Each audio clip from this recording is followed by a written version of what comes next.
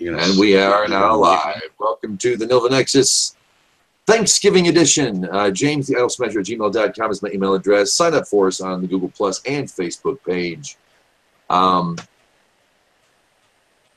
Wondering, and if you've seen any of the discussion on the Facebook page as to, is it okay for American Jews to celebrate Thanksgiving? The short answer from what I'm getting is yes. There was an opinion posted that said no. And an emphatic yes, Kev says in the side chat.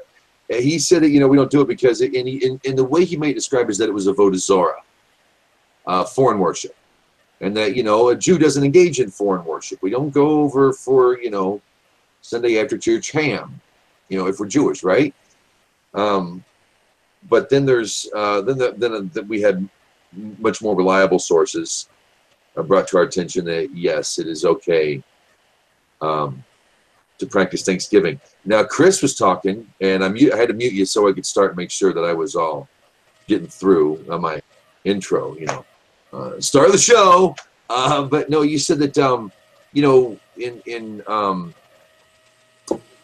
don't remember where it was, you mentioned that it's more looked up, that Thanksgiving is more seen as a harvest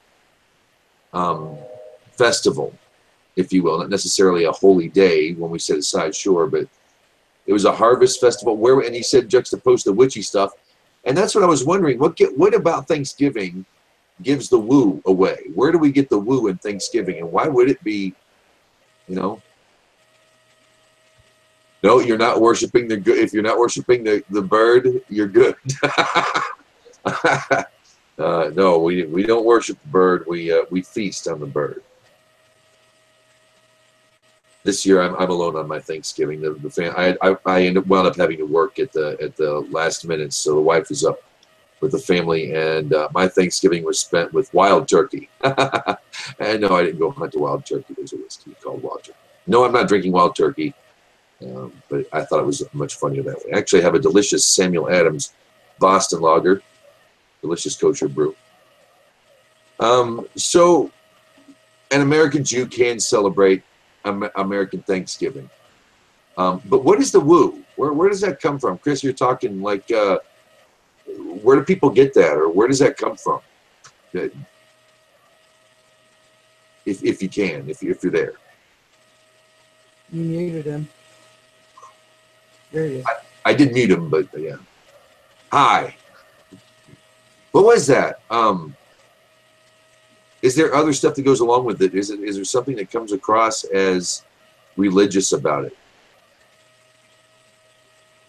to you?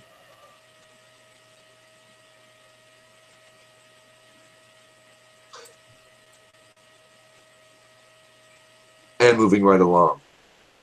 I bet it's more like Oktoberfest in Germany. Yeah, the only really negative connotation associated with Thanksgiving is really, the sort of genocide that happened afterwards, or attempted genocide. It's not really a religious holiday. Yeah. I don't see where it would be an issue for anyone. Well, yeah, on the genocide thing,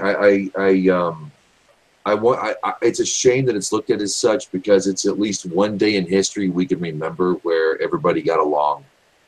Yeah, it was the day after where shit hit the fan.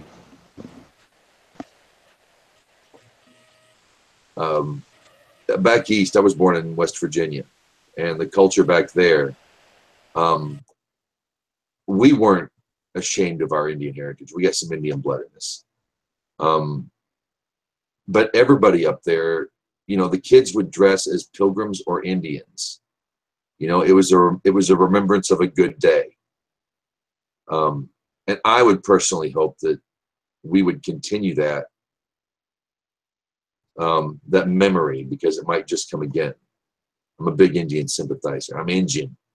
I got that Indian blood in me. It makes me a little rebellious, I like them savage Indian ways. Because that's American. It's American as you can get. People love the idea of the red man, the red man's ways. Which red man and which red man's ways? I think people like they say Native Americans are natives or Indians, like you're all talking about the same group of people. I mean, where I'm from in Ohio, we're at least 7 or 8 different tribes just in one state. You know, across the continent, you're talking about like 600 different tribes that all had different beliefs, sometimes different languages and everything. So, which red man's ways? Not the Pueblo. I can say that one. Not the Pueblo. Okay. Not the Pueblo. Okay. Why not? We can cut out the cannibalism. Okay. Well, I mean, they weren't the only ones. But. Yeah, true. They're the most famous ones, though. I don't know. Back then, it'd be Shawnee. It'd be Cherokee. Shawnee had a human sacrifice ritual. So why did they get a pass? The who did? The Shawnee. No, not the Shawnee. I'm sorry. No. The Pawnee did. Pawnee. Yeah. The Shawnee. No, the Shawnee. The Shawnee are from where I'm from. Yeah. Me too. West Virginia, right across the Huntington. Virginia, Kentucky, Ohio. Yeah. Before they were deported, basically. And the first Indians that participated in the first Thanksgiving meal in roughly 1621 were genetically ancestors to the Wampanoag Nation. Yeah, correct. Yeah, the Ojibwa, the Potawatomis, they're up in my area. Yep. Cliche down here. They're the native of the native land here. We got a lot of folks here. We got Miami. We got Chickasaw from out east. You know, who came here. They called them the 5 civilized tribes. No, I think that when we say the red man's ways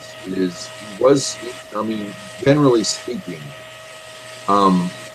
there was no Babel here. You know, there was a Babel-ish culture down south that has a bad reputation. We don't know what it's about, but we know that things kind of get a little stranger. But in North America, there weren't really any big cities. We can, they lived with the land well. They knew the land well. They had an appreciation for the land. Like we all do, but I think there is just something special about that way of life for here that I think attracted the Europeans to the place. I mean, the Indians were rather friendly actually to get in the beginning. So are we. What was left of the, and I have ancestry on the Mayflower, so I can say the we thing and mean it. We survived. 60% of us survived. The other 40 died. And if it wasn't for the red man, we would be a lot worse off. So either way, I think we should remember the Native American. We should remember a good day in history. Columbus Day, I can, but on Thanksgiving, there was no war between us. There was no strife or conflict between peoples. There was survival, and we had help. And we would not have survived. The white man would not have survived. There were, if it wasn't for the Indian help. But what I wanted to get more into was how America's actually been good to the Jewish people. I cringe in World War II when we turned away thousands and thousands and thousands of Jewish refugees. I wish we would have done that a little more recently than we have. So be it. Gav, you grew up an American Jew. And you even said in group that America's actually been pretty good to the Jewish people, and I would hope so. Compared to virtually every other country in history, we were treated very well in America. Very, very well. There are, of course, exceptions. You have things like, General Grant's little stunt. You have things like Leo Frank, stuff like that. But on the whole, the Jewish experience has been very positive in America. An old rabbi friend of mine said it was almost as good as Babylon. He said we had it better in Babylon, but you can't get much better than the way the way that everyone's been able to fit in here. Something else I was thinking, when it comes to American Noahide folk, I think we take advantage, or we take for granted, excuse me, not advantage, we take for granted that everybody here has equal citizenship, unless you're not a citizen. If you're a resident, welcome, great, glad to have you here. But as far as citizens go, we kind of have it equal here. Everybody is equal, and the contention with the Ger Toshav thing, that discussion is that, an actual full completed Ger Toshav is a citizen in the land of Israel, not the state necessarily, the land, that you are a citizen there. You have rights, you're protected by the courts. As far as citizenry, I believe it's kind of an equal thing. You can't walk into the temple, you can't walk into a synagogue and just, you're not, everyone has their place. The land is not a Ger Toshav, that doesn't belong to them. But there is an equal, and I think we might take that for granted. I think everybody might take that for granted. At least as far as Americans go, is we've kind of already been raised to see eye to eye with our neighbor. Generally speaking, we got problems, and I think that might I don't know if everybody's used to that, particularly in Europe, and a lot of the roots that come from there. Maybe I don't know. Maybe I'm wrong. I think it might give us an advantage over here, more than anywhere else. I guess I want to have an America Love Fest too. As bad as things get, because Chris, you brought up the genocide thing. It's not so bad a place for the rest of humanity. I don't like reservations. I personally think the Indians should take charge for 8 years. That's my own personal thing. I do feel partly a squatter on this land. But with all that said, when it comes to how we have engaged and the rest of the world has engaged us, I think we're not so bad.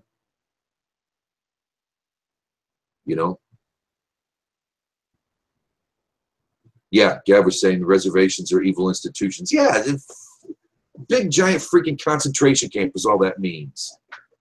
And I think we forget about the Indian, to be honest with you, in America. I think that, we just lump them over here with another people of color. I don't like that. I don't like that at all. Well, the thing, you ever noticed, have you ever been to a reservation, James? Not a reservation. I've been on Indian land. Okay. But never like no, not a, unless what you want to call Oklahoma would be reservation land. But, well, I mean, at one point, Oklahoma was basically one giant reservation, right. Indian country. I visited a couple out west, and one thing you find almost immediately is that they're very hard to find. They're very off the beaten track. And that's by design. The Department of the Interior, the Bureau of Indian Affairs, wants these people out of sight and out of mind. They don't want documentary news crews going to the reservation, because once you see how those people live, and it's not their fault, I'm not saying that in a pejorative way, there's a lot to feel bad about. And they don't want people to see that.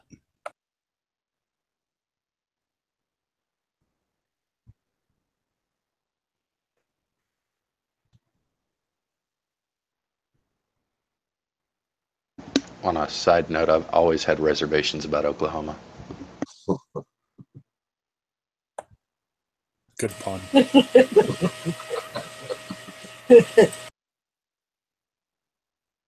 That's coming from a Texas guy who spent a lot of his years in Texas.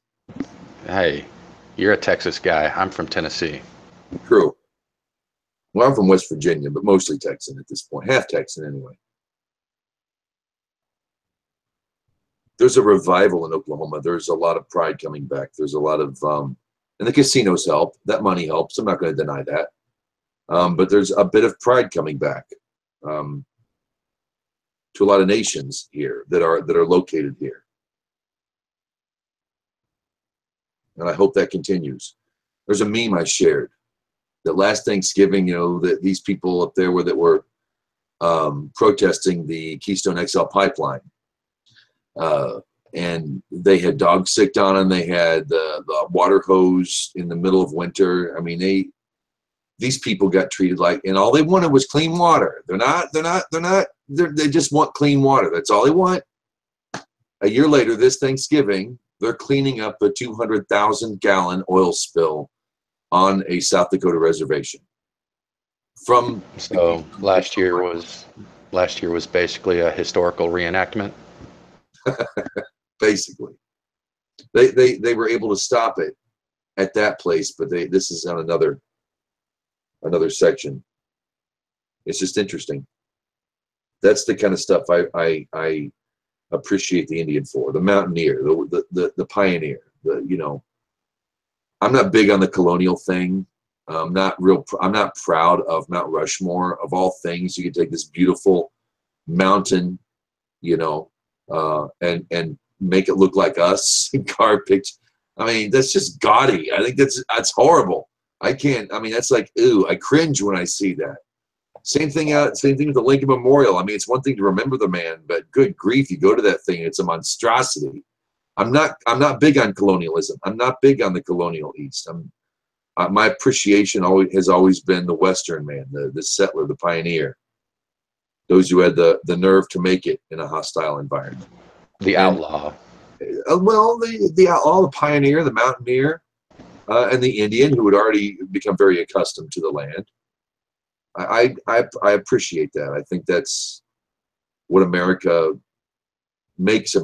America great, was that there was still room somewhere else. Well, you've always had a soft spot for the underdog, with the exception of fucking Superman. Well, Superman's awesome. I went and saw Justice League today. It was not bad. And yeah, Superman lives. Spoiler: Superman lives. It's okay. I didn't want to go because Superman was nowhere in the advertisements, and I'm a soup guy. All right, son of two Jewish men, the sons of Jewish immigrants. Spiegel and Seagal. Anyway, yeah, Justice League is good, and I love Superman. I think he's just awesome, coolest dude ever. And if you listen closely in Superman 2, when he saves the kid at Niagara Falls, and he's bringing him down to the ground after flying down there and saving him, you hear this voice in the background go, "Of course he's Jewish," like that. So, yeah, here's the soup behind him.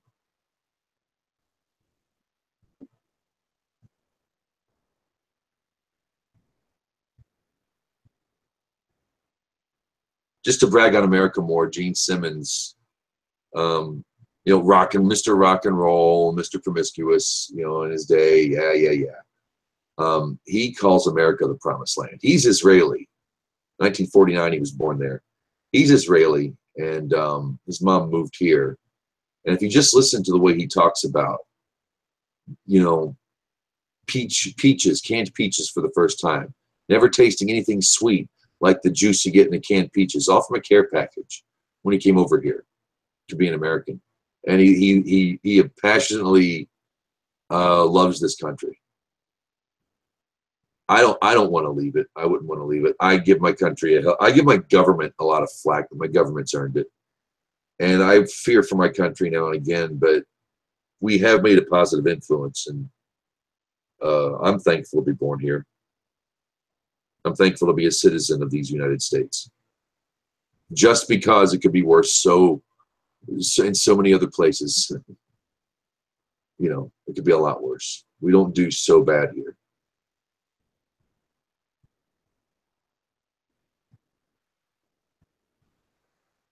So Rosalie, what do you think?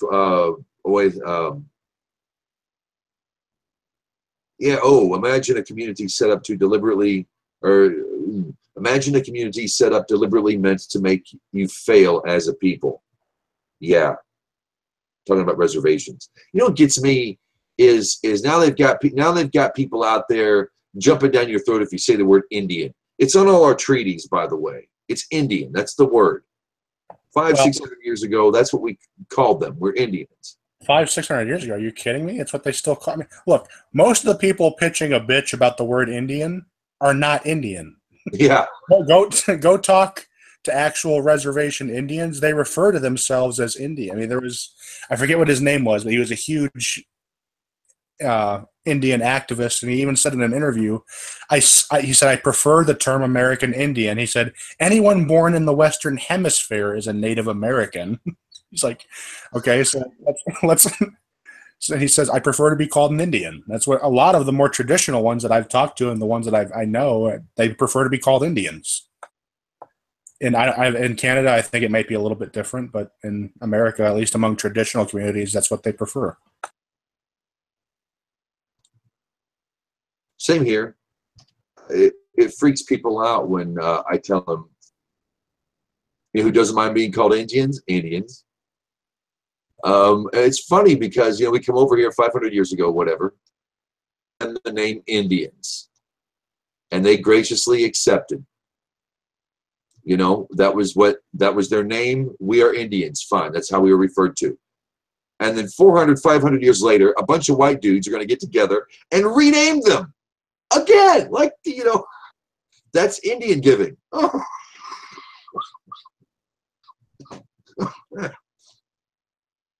I hate Indian givers. No, I take that back. Boom, boom. Well, another thing too is, a lot of the terms that we use for these tribes, like Comanche, that's not what they called themselves. that's what we, that's what everyone else calls them. It's actually an Apache term for them that's actually derogatory. That'd be like walking around calling Cubans the wetbacks. Okay, it's not particularly nice.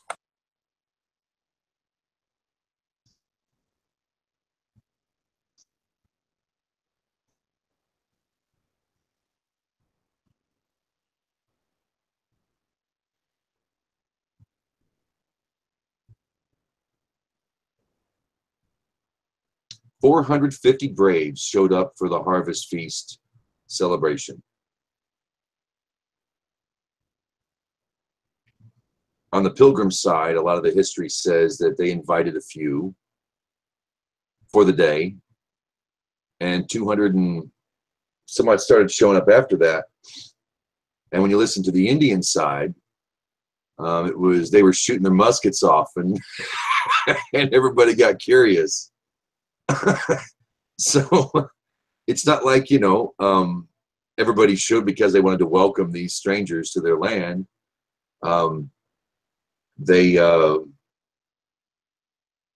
they were curious to know what these explosions were and the hooting and hollering from these European crazy English people who just didn't get it, but were trying. There's the ultimate Gare story, America. And when you think about it, we're all kind of strangers in a strange land. Even the people who got here first are strangers in their own land. You want to talk about the ultimate Gare story? It's us.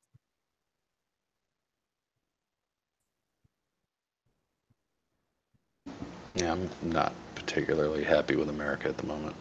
Still love the place, but yeah, personal reasons. It's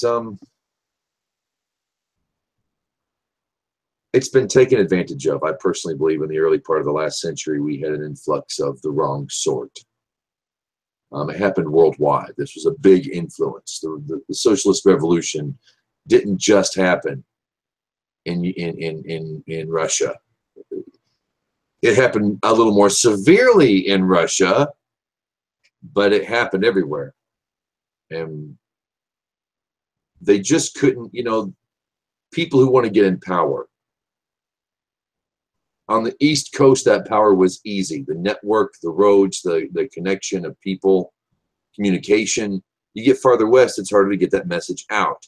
You still got some rebelliousness out west, an attitude of, F. Washington. And that kind of saves us, I think. I think it saves us. Nothing really pisses off a socialist like a free, independent human being. Don't ask me why. They hate that. And the narrative is against a free and independent human being. And that's what settlers, pioneers, mountaineers. That's what they were, free and independent human beings who learned to live well with the land.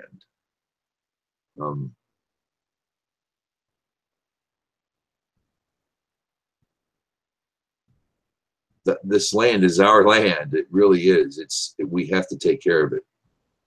That's one of the things that really I find unforgivable about our country in a lot of ways, is how we treat the land, how we treat our animals. And that's one thing the Indian knew better. Yes, they hunted, but there was an honor to it. There was an honor to hunting buffalo. There was an honor to hunting deer, yard birds even, you know. There was a respect. Were they kosher? No, not kosher. But there's a respect in that. I find, you know, great wisdom in listening to the land. In Torah, when Israel was going to cross the Jordan and go into the promised land, God says the heaven and earth will be witnesses, will be my witnesses, you know, in judgment. I don't remember the verse right off.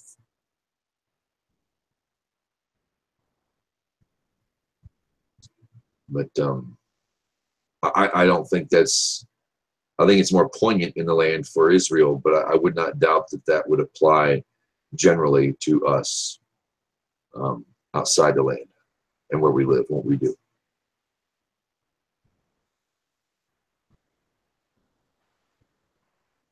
And that's our Thanksgiving special. We can talk some Parsha.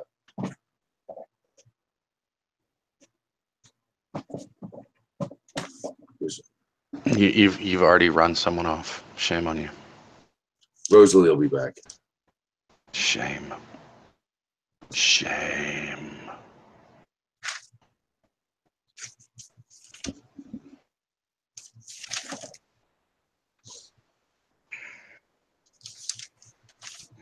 Not a whole lot to talk about with Thanksgiving, I guess. No, not really.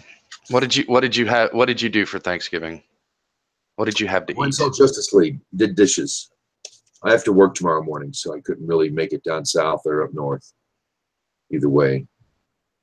And there's big, huge Thanksgiving celebrations up there in Kansas, so the wife takes off and takes the kids and get to be with the families, and I couldn't go. So yeah, it was sleep in, do some dishes, and go see Justice League.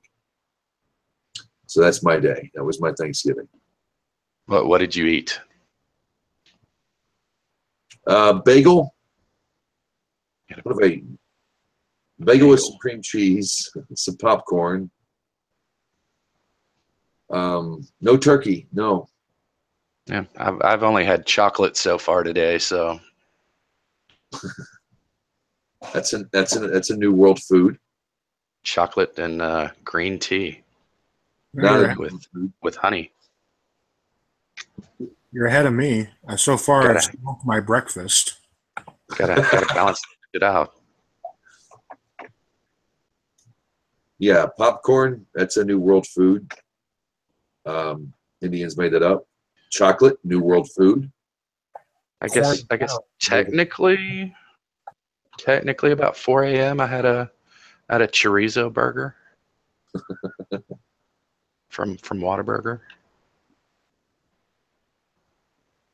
So yeah. Wife's gonna bring back some turkey and some broccoli and stuffing, and her family does the best stuffing I've ever had. Make a whole meal out of stuffing.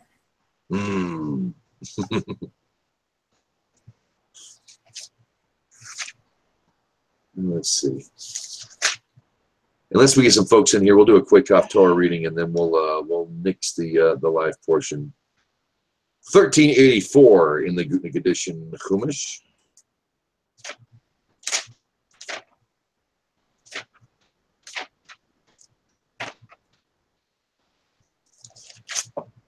All right. Our Torah portion this week was Tolos. This is after Abraham passes away, I believe. Yeah. It was Genesis 25:19, which we haven't discussed much of the Parsha tonight. We'll get a reading in anywhere. Genesis 25:18 through 28, verse 6. The Haftarah is Malachi 1 through 2:7. So it's the first chapter of Malachi and 7 verses after that. And if you're following along at home, the Haftarah is a section of the Hebrew Bible that directly pertains to the Torah portion we've been reading, or we've been studying. If we've been studying this week's Torah portion, Tolos. Here we go. And I'm reading once again. Now this is, they kind of add the Rashi, I guess, in this. A lot of parentheses where they kind of explain things further and spell things out for you that the dry text might not do.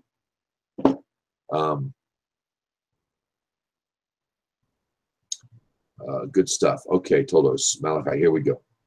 The prophecy, the word of God to Israel, transmitted by Malachi, is as follows. I loved you, said God, but you say, in what way did you show your love for us personally and not merely due to the merit of the patriarchs and the matriarchs? I will reply to you, was Esau not Yaakov's brother, who shared the same ancestry as Yaakov, said God. Yet I love Yaakov and I hated Esau, despite his ancestors. I laid his mountains desolate and his inheritance a home for the serpents of the desert. So clearly, when I loved you, it was not in the merit of your ancestors. If Edom, Esau's descendants that destroyed the holy temple, say, we are now poor, but we will return and rebuild the desolate places, then the God of hosts says, they will build and I will destroy. The destruction will be so awesome that people will call it a wicked place, which clearly merited destruction by God, and they will be called a people from whom God is forever angry. When you return to your territory with the redemption, your eyes will see the extent of Edom's destruction, and you will say about the territory of Israel, God is great, for he performs wonders. I love you for your own merits.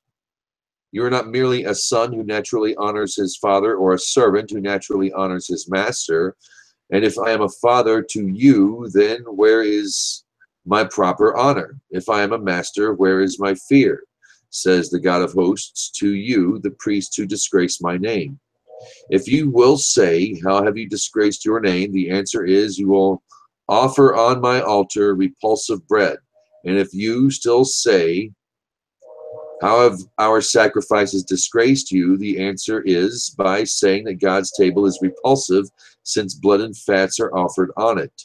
Furthermore, when you offer a blind animal to be sacrificed, do you not see it as bad? When you offer a lame or sick animal, you do not see it as bad because the altar is disgusting in your eyes. Try offering such an animal now as a gift to your governor. Would he be pleased or receive you kindly? Says the God of hosts. If you, the priests, now pray before God that he should be gracious to us, the Jewish people, will he listen? This misfortune will occur because of you. So how can you expect that he will receive you favorably, says the God of hosts? If only there was someone among you to close the doors of the temple so that you do not kindle your fire on my altar in vain, because I have no desire for your appearance in the temple, says the God of hosts, and I do not desire a gift offering from your hands. For my name is great among the nations, from the place where the sun rises to the place where it sets. In all places offerings are brought and burnt to the nations, to their gods, but they know that the primary cause of all existence is my name. So their offerings are pure in their eyes. For my name is great among the nations, says the God of hosts. but you are profaning it when you say the table of God is despicable, and by saying that its food is repulsive. When you bring a lean, skinny animal, you say, this is so burdensome, pretending that you are tired from carrying such a heavy animal, when really it could be your own, it could be blown over. Did I read this last week? Am I on the wrong?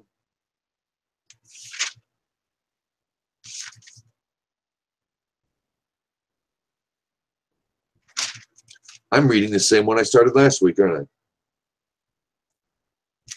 Well, I'm not gonna back down. We'll finish it out. When really it could be blown over with a breath, says the God of hosts. You also bring stolen animals, lame and sick ones, and you bring them as gift offerings. Should you accept this from your hand, says God? Yeah, I apologize, guys, but I've gone this far. I'm not going to stop. Cursed is the one who deceives me, claiming that he has funds for a poor offering. He has in his flock better male animals, and yet he vows and then sacrifices abandoned animals to God. For I am a great king, says the God of hosts, and my name is feared among the nations. And now the commandment not to accept poor sacrifices given to you, the priests. If you do not listen, and if you do not take to heart to honor my name, says the God of hosts, then I will release a curse upon you, and I will make your erstwhile blessings into curses. Indeed, you are already suffering from being cursed by me, for you do not take it to heart to be careful about my honor. Look, because of you, I will suppress the seeds so that they will not grow. I will blow dung in your faces like the dung of your festival sacrifices with which you disgraced me. Your sin will cause you to be disgraced like this.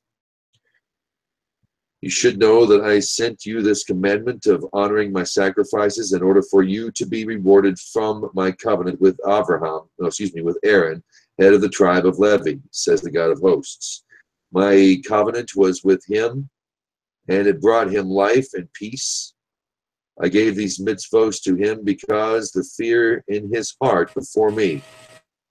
He was in awe of my name. The Torah of truth was being taught by his mouth, so no wrong was found on his lips. For the sake of my mitzvos, he walked with me, guiding others in peace and righteousness. Though his rebukes, he turned many people away from their plans to sin. All this applies to every priest, for the lips of a priest are fit to guard knowledge, and it is fitting that people should seek the Torah from his mouth, that he should teach them, for a priest is an emissary of the God of hosts. Welcome back, Rosalie. I think I read last week's Haftarah again.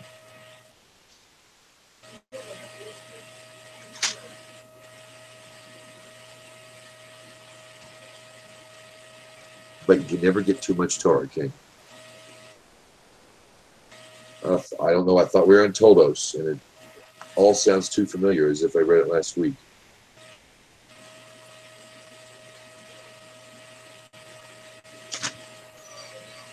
Can anyone tell me what Parsha we are in? Is it not Toldos? Am I wrong in that? You're correct.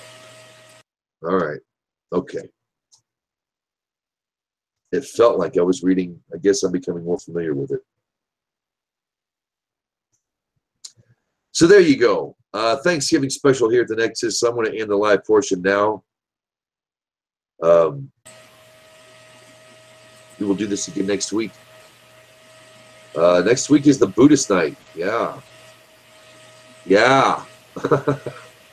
I'll invite some folks in here. We'll see if we can get a couple of Buddhists or former Buddhists or people to study. Maybe we can go over the East and the West, and the possibility of Abrahamic roots in the East, and more. Until then, on behalf of Chris, Gab, Rosalie, and myself, shalom, y'all. Be well. Shabbat shalom.